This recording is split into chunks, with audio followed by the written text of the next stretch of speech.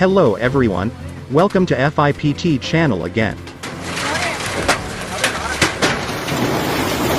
Hail hell in Lombardy. Massive hail destroy everything in space. Hailstones of this magnitude caused total destruction in the area, from cars to roofs to exterior objects.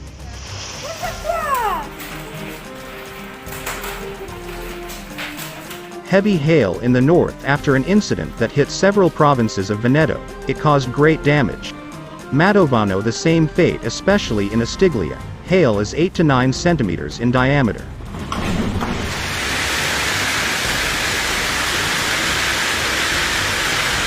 This type of hail caused total destruction.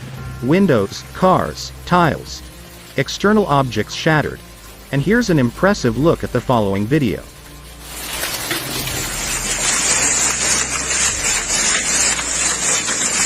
However, this is what happens every year of the summer, and it gets harder and harder, until unable to protect.